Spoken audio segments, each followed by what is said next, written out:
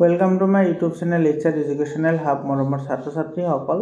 আজি আমি আলোচনা কৰিম ক্লাছ 10ৰ এছামিছৰ যিখিনি গ্ৰামাৰ আছে গ্ৰামাৰ পাৰ্টৰ পৰা আমি অনুসৰ্গ আৰু আছে উপসৰ্গ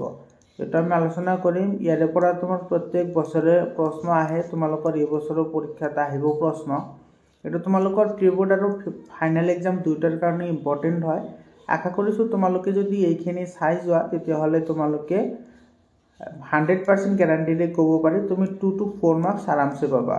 কাৰণ যদি অনুসৰ্গৰ যদি সিংগল কুৱেশ্যন আহে তেতিয়াহ'লে 2 মাৰ্কছ থাকিব, মানে দুটা লিখিবলৈ আহে। আৰু যদি অনুসৰ্গ আৰু উপসৰ্গ দুয়োটা আহে তেতিয়াহ'লে টোটেল 4 মাৰ্কছ থাকিব। বুজি পাইছানে? এতিয়া চোৱা, ইয়াতে তোমাৰ কি কৈছে প্ৰশ্নটো, অনুসৰ্গ কাক বোলে এটা উদাহৰণ দি বাক্যত প্ৰয়োগ কৰি দেখুওৱা। অনুসৰ্গ কাক বোলে সেইটো আমাক লিখিবলৈ দিছে, লগতে উদাহৰণ দি সেইটো কেনেকৈ ইউজ হয় সেই বিষয়ে আমাক ক'বলৈ দিছে। তুমি ইয়াতে এটা কথা মনত ৰাখিবা, যিটো অনুসৰ্গ আছে সেই অনুসৰ্গটো সদায় শব্দৰ পিছফালে ইউজ হয়। এইটো চোৱা, ইয়াৰ ডেফিনেশ্যন কেনেকুৱা, শব্দৰ পাছত বিভক্তি বা প্ৰত্যয়ৰ সমশক্তিৰে ব্যৱহাৰ হোৱা বৰ্ণ বা বৰ্ণ সমষ্টিক কি বুলি কোৱা হয়? অনুসৰ্গ বুলি কোৱা হয়। ইয়াতে চোৱা, এই কথাটো সদায় মনত ৰাখিবা, যিটো অনুসৰ্গ আছে এইটো সদায় শব্দৰ পিছতে ইউজ কৰা হয় বা ব্যৱহাৰ হয়। ঠিক আছে? এতিয়া উদাহৰণ চোৱা, যেনেকুৱা উ এটা অনুসৰ্গ হয়। তোমালোকে যেতিয়া অসমীয়াত কথা বতৰা কোৱা মানুহৰ লগত, যেনেকুৱা তোমালোকৰ লগত সদায় মই এটা শব্দ ইউজ কৰোঁ দে, তোমালোকে এইটো চাবা দেই। মই এনেকৈ কওঁ, ইয়াতে মই যিটো দে শব্দটো যে ইউজ কৰোঁ এইটো এটা কি হয়? অনুসৰ্গ হয়। বুজি পাইছানে? যেনেকুৱা আছে, যেনেকুৱা তোমালোকে যদি কোৱা যে ময়ো যাম, ময়ো বজাৰলৈ যাম, সেইটো এটা কি হ'ব? তোমাৰ অনুসৰ্গৰে প্ৰয়োগ হ'ব। এনেকৈ যেনেকুৱা চোৱা, এটা অনুসৰ্গ হয়, তো ময়ো বজাৰলৈ যাম, ইয়াতে চোৱা এই শব্দটো ইউজ হৈ আছে ইয়াতে, গতিকে এইটো এটা অনুসৰ্গ হয় আৰু এইটো হৈছে বাক্য। বুজি পালানে? ইয়াৰ পিছত তোমাৰ চোন শব্দটো তোমালোকে ইউজ কৰা, যে তুমি আমাৰ ঘৰলৈ আহিবাচোন বা তুমি বজাৰলৈ যাবাচোন, তুমি এইবোৰ নকৰিবাচোন, তোমালোকে হাল্লা নকৰিবাচোন, তোমালোকে ক্লাছত মনে মনে বহি থাকাচোন, এনেকুৱা ধৰণৰ বিভিন্ন শব্দ তুমি ইউজ কৰা। হয়নে? এইবোৰ তোমাৰ লাইফৰ লগত জড়িত হয়, গতিকে তুমি মনত ৰাখিলে হয়, যিটো তোমাৰ শেষত ইউজ হ'ব, মানে শব্দ এটাৰ পিছফালে ইউজ হ'ব। চোৱা, ইয়াতে চোন শব্দটো তোমাৰ ইয়াতে পিছফালে ইউজ হৈছে, তো এইটো তোমাৰ কি ক'ব? অনুসৰ্গ বুলি ক'ব। যেনেকুৱা এইটো এটা আছে যে, তুমি কথাটো ক'লা যে, বা আমি এইটো জানো যে, হয়নে? তেনেকুৱা ধৰণৰ শব্দ সদায় তোমাৰ অনুসৰ্গ বুলি কয়। যেনেকুৱা দে শব্দটো ইউজ কৰে, তোমাৰ আমাৰ অসমৰ অখিল গগৈ নামৰ মানুহজনে এই দে শব্দটো বহুত ইউজ কৰে। এইটো নকৰিবা দেই, বা মই কম দেই, আৰু এইটো চোৱা তুমি আহিবা দেই, মানে তুমি আহিব লাগিব সেইটো। তাৰপিছত চোৱা, উপসৰ্গ কাক বোলে বহুতেই ইম্পৰ্টেণ্ট হয়। অনুসৰ্গ আৰু উপসৰ্গ দুয়োটাৰ ওপৰতে তোমাৰ কুৱেশ্যন হয়। মই বিচাৰিম যে তোমালোকে এইখিনি লিখি লোৱা, আৰু যদি তুমি এইখিনি বুজি পাইছা তেতিয়াহ'লে মই কিন্তু কৈ আছোঁ 100% কিন্তু কুৱেশ্যন আহিবই মেট্ৰিক পৰীক্ষাত, লগতে প্ৰি ফাইনেল পৰীক্ষাতো আহিব। বুজি পাইছানে? যিহেতু তোমালোকৰ চিলেবাছত দিছে এইখিনি বস্তু, গতিকে আহাৰটো নিশ্চিত। ইয়াতে তোমাৰ চোৱা, উপসৰ্গ কাক বোলে চোৱা, অনুসৰ্গ যেনেকৈ তোমাৰ শব্দ এটাৰ পিছফালে বহিছিল, উপসৰ্গ তেনেকৈ শব্দ এটাৰ আগফালে বহিব। এতিয়া চোৱা, তোমাৰ এই উপসৰ্গ কি হয় এইটো চোৱা, তোমালোকে উপসৰ্গ কাক বোলে উদাহৰণ দি ব্যৱহাৰ উল্লেখ কৰা। এইটো আমি প্ৰথমতে ডেফিনেশ্যন দিম, তাৰপিছত আমি এইটো কেনেকৈ ইউজ হয় সেইটো আমি ডিছকাশ্যন কৰিম। চোৱা, যিবোৰ অব্যয়ে ধাতুৰ আগত, ধাতু মানে যিবোৰে তোমাৰ ক্ৰিয়া বুজায়, মানে তোমাৰ যিবোৰে কাম বুজায়, সেইবোৰৰ আগত বহি ভিন্ন অৰ্থ মানে ডিফাৰেণ্ট মিনিং তোমাৰ কি কৰে? প্ৰকাশ কৰে। তাক তোমাৰ কি বুলি কোৱা হয়? উপসৰ্গ বুলি কোৱা হয়। চোৱা, এই উপসৰ্গটো সদায় ধাতুৰ আগত বহিব। ক'ত বহিব? আগত, পিছফালে নবহে, কিন্তু আগত বহিব। যে অনুসৰ্গটো তোমাৰ কি কৰিছিল? পিছফালে বহিছিল, আৰু তোমাৰ যিটো উপসৰ্গ সেইটো কিন্তু ধাতুৰ আগত বহিব। মনত ৰাখিবা, এইটো কিন্তু পৰীক্ষাত সোধে কেতিয়াবা, যে তোমাৰ উপসৰ্গ কেতিয়া বহে আৰু তোমাৰ অনুসৰ্গ কেতিয়া বহে বা ক'ত বহে। এক্সাম্পল চোৱা, প্ৰ শব্দটো, এতিয়া চা এই যিটো প্ৰ আছে এইটো এটা তোমাৰ উপসৰ্গ হয় আৰু সেই প্ৰ শব্দটো ইউজ কৰি আমাৰ এটা বাক্য হৈছে প্ৰমাণ এইটো কি প্ৰমাণ চা এই প্ৰমাণত আমাৰ কি ইউজ হৈছে প্ৰ ইউজ হৈছে তুমি এইটো লিখিব পাৰা প্ৰতিভা প্ৰতিভা চা প্ৰতিভা তো লিখিব পাৰা তাৰপিছত তোমাৰ প্ৰতিমা মানে তোমাৰ যিটো ইমেজ থাকে সেইটো তাৰপিছত তোমাৰ প্ৰতীক্ষা তুমি যিকোনো লিখিব পাৰা কেৱল তোমাৰ সেইটো মিনিংফুল হ'ব লাগে ঠিক আছে মিনিং থাকিব লাগিব দেই আকৌ এনেই তো এইটো ঘটনাটোৰ প্ৰমাণ আছে যিটো ঘটনা ঘটিছিল সেইটো কি আছে প্ৰমাণ আছে ইয়াতে প্ৰ শব্দটোত মই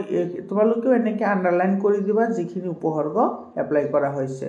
তোমালোকে চোৱা এইবোৰ তোমালোকে এবাৰ লিখি লোৱাৰ লগে লগে তোমালোকৰ হৈ যাব বেছি তুমি টাইম দিব নালাগে তাৰপিছত আছে পৰা উপসৰ্গ এইটো শত্ৰুক পৰাভূত কৰিবলৈ বুদ্ধিৰ দৰকাৰ শত্ৰুক যদি আমি পৰাভূত কৰিবলৈ যাওঁ এতিয়া চোৱা পৰা শব্দ ইউজ হৈছে মানে পৰা উপসৰ্গৰে এটা শব্দ হৈছে পৰাভূত আৰু এটা তোমাৰ সেন্টেন্স হৈছে বা বাক্য হৈছে শত্ৰুক পৰাভূত কৰিবলৈ বুদ্ধিৰ দৰকাৰ তাৰপিছত পৰি উপসৰ্গ ব্যৱহাৰ কৰি এটা শব্দ হৈছে তোমাৰ পৰিচয় এটা পৰি শব্দটো ইউজ কৰি এটা এইটো হৈছে পৰিচয় এতিয়া তুমি এইটো এটা বাক্যত ব্যৱহাৰ কৰা ব্যৱহাৰেই মানুহৰ পৰিচয় অপ এইটো এটা তোমাৰ উপসৰ্গৰ উদাহৰণ হয় তো এইটো চা অপ শব্দটো ইউজ কৰি এটা তোমাৰ শব্দ হৈছে মানে উপসৰ্গ ইউজ কৰি এটা শব্দ হৈছে অপকাৰ তো মানুহৰ অপকাৰ কৰিব নালাগে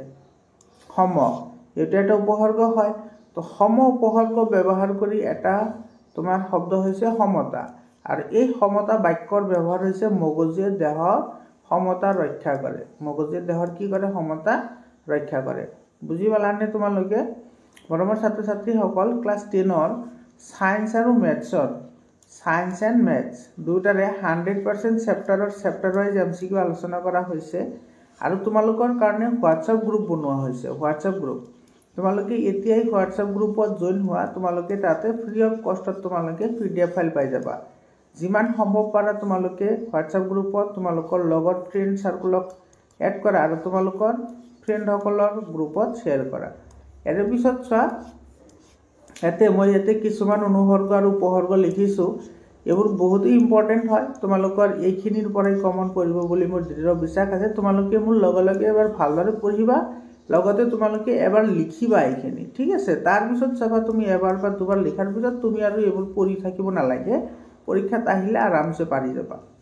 ইয়াতে চোৱা কিছুমান মই অনুসৰ্গ লিখিছোঁ তাৰপিছত কিছুমান উপসৰ্গ লিখিছোঁ আৰু তোমালোকৰ হোৱাটছআপ গ্ৰুপৰ লিংক মই ডেছক্ৰিপশ্যনত দি থ'ম তোমালোকে তাতে গৈ হোৱাটছআপ গ্ৰুপত জইন হ'বা তোমালোকে তাতে PDF ফাইল পাই যাবা সায়েন্স আৰু মেথছৰ PDF ফাইল পাই যাবা সায়েন্স মেথছ তাৰপিছত যদি এছামিছৰ গ্ৰামাৰ পাৰ্টখিনি লাগে সেইখিনিও তুমি পাই যাবা ইয়াতে চোৱা কি কৈছে তো চোৱা আমিতো আপুনিতো এইটোতো লিখিছোঁ আমি থাকিলেও নাথাকিলেও আমিও ময়ো তুমিও সেইটো শব্দ যে তুমি ৰলা যে বা তুমি ক'লা যে বা আমি জানো যে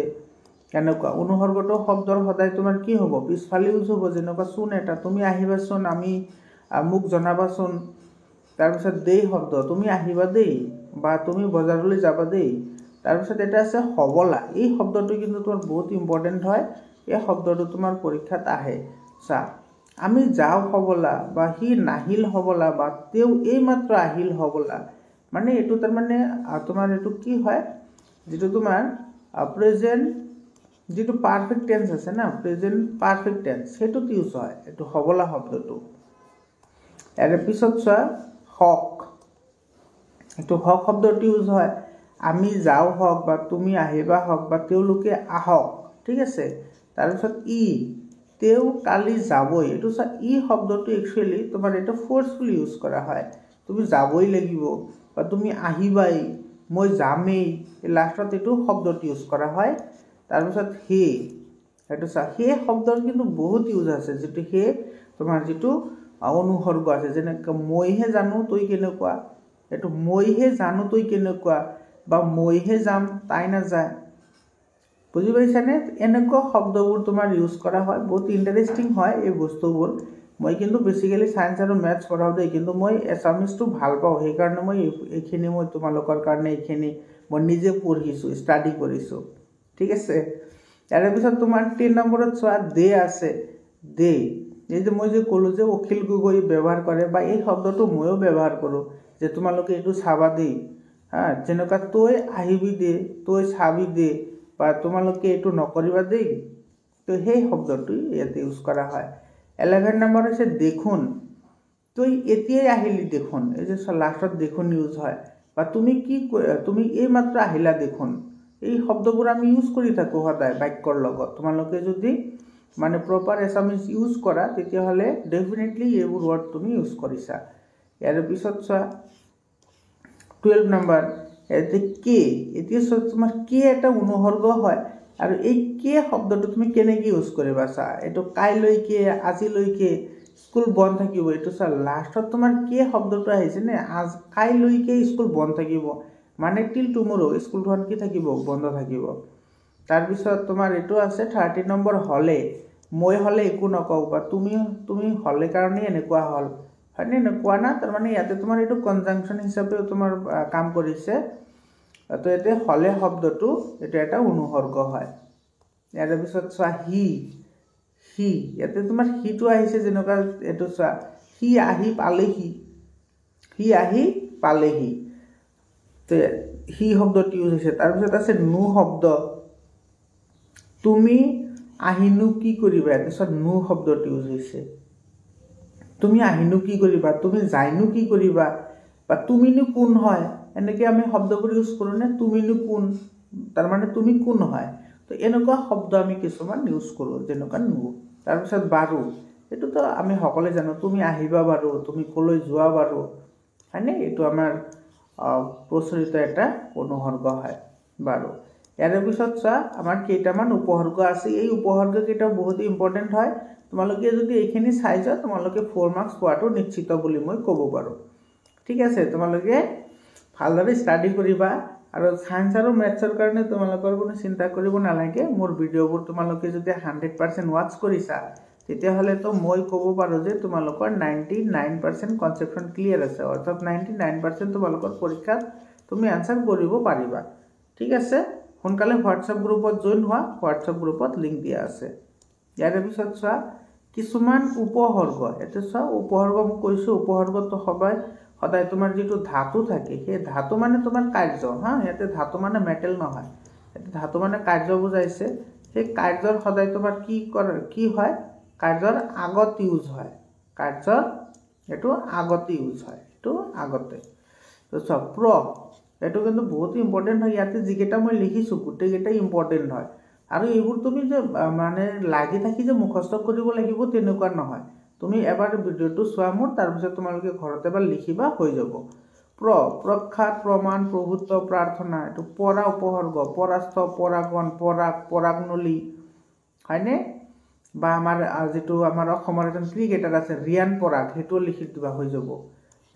তাৰমানে পৰা শব্দটো মানে ইউজ হ'ব লাগে ঠিক আছে তাৰমানে এইটো অলপ জাষ্ট কিডিং কৰিলোঁ দেই এইটো ৰিয়ান পৰাগৰ কথা কৈ এইটো নহয় তোমাৰ পৰাগণ আছে পৰাস্থ আছে এইটো পৰাভূত তুমি লিখিব পাৰা পৰাভূত এইটো তুমি এনেকুৱা শব্দবোৰ ইউজ কৰিব পাৰা য'ত তোমাৰ কেৱল কি কৰিব লাগিব যিটো ধাতু থাকিব সেই ধাতুৰ আগত ইউজ হ'ব লাগিব এইটো এইটো নিকট মানে নিয়াৰ নিম্ন মানে মিনিমাম নিষ্কৰ্ষ মানে নিউট্ৰেল এইটো পৰিচয় পৰি শব্দ এটা তোমাৰ উপসৰ্গ হয় পৰিচয় পৰিণাম পৰিমাণ এইটো এটা তাৰপিছত আছে তোমাৰ অপ শব্দটো এইটো বহুত ইম্পৰ্টেণ্ট হয় এইটো আহি থাকে পৰীক্ষাত অপৰাগ অপমান অপশক্তি অপৰাগ হয়নে তাৰপিছত তোমাৰ এইটো অপৰাগটো লিখিছোঁ তাৰপিছত অপতাপ হয়নে তাৰপিছত আছে তোমাৰ 6 নম্বৰত আছে সম এটা উপসৰ্গ হয় যেনে সমতা সমদল সমমান তাৰপিছত তুমি এইটো সন্মানো লিখিব পাৰা যিহেতু তোমাৰ ন আৰু মই একেলগে কানেক্ট হৈ থাকিব গতিকে তুমি সেইটো লিখিব পাৰা অনু শব্দটো ইউজ কৰা হয় যেনে অনুমান হয়নে তাৰপিছত এটা আছে তোমাৰ অনুচিত এইটো চোৱা এইটো তোমাৰ কি হয় যিটো উপসৰ্গ সেইটো ইউজ হয় তাৰপিছত পৰমাণু তাৰপিছত আছে অধিকৃত অধিকাৰ অধিবৃত্ত প্ৰতি শব্দটো ইউজ কৰি তুমি কি লিখিব পাৰা প্ৰতিভা প্ৰতিমা বা তুমি লিখিব পাৰা প্ৰতিষ্ঠিত তুমি এইবোৰ শব্দ তুমি লিখিব পাৰা আৰু এইবোৰেৰে কিন্তু বাক্য ৰচনা কৰিবলৈ আহিব পাৰে তো এইবোৰৰ বাক্য ৰচনাটো আমি অসমীয়াৰ মানুহ যিহেতু হয় গতিকে আমিতো এইখিনি জানোৱেই হয়নে নাই আমি এইখিনি জানিমেই কেনেকৈ ইউজ কৰিম এইবোৰ অতিশয় অতিৰিক্ত এইটো তাৰপিছত আছে তোমাৰ উপশব্দ উপসৰ্গ উপমা উপসৰ্গ তাৰপিছত অৱহিত অৱসৰ এইটো অৱহেলা তুমি এইটো লিখিব পাৰা অৱহেলা নিয়ম নিয়তি নিৰ্ণয় নিৰ্মাণ আবদ্ধ আৰম্ভ বুজি পালানে তো এইখিনি আছিল তোমাৰ অনুসৰ্গ আৰু উপসৰ্গ মৰমৰ ছাত্ৰ ছাত্ৰীসকল আশা কৰিছোঁ তোমালোকৰ সহায় হ'ব আৰু তোমালোকৰ কোনটো টপিকৰ ওপৰত আকৌ এছামিজ গ্ৰামাৰৰ পাৰ্ট লাগে তোমালোকে কমেণ্ট কৰি জনাবা মই সেইটো টপিকৰ ওপৰতে ভিডিঅ' বনাম তোমালোকে অহা ভিডিঅ'টোত যিটো তোমাৰ নত্যবিধি আৰু সত্যবিধি আছে সেইটো ৰুলৰ বিষয়ে আমি আলোচনা কৰিম নত্যবিধি আৰু সত্যবিধিৰ ওপৰত তোমাৰ 2 মাৰ্কছ আহিব 100% আহিব আৰু আমাৰ যাতে 100% মাৰ্ক আমি কভাৰ কৰিব পাৰোঁ তাৰ কাৰণে ট্ৰাই কৰিম তো নত্যবিধি আৰু সত্যবিধিৰ বিষয়ে ওপৰত তোমালোকৰ কি লাগে তাৰমানে কি গ্ৰামাৰৰ টপিক তোমালোকৰ বুজিব লাগে তোমালোকে কমেণ্ট কৰি জনাবা মই সেইটোৰ ওপৰতে ভিডিঅ' বনাম ঠিক আছে বাৰু ধন্যবাদ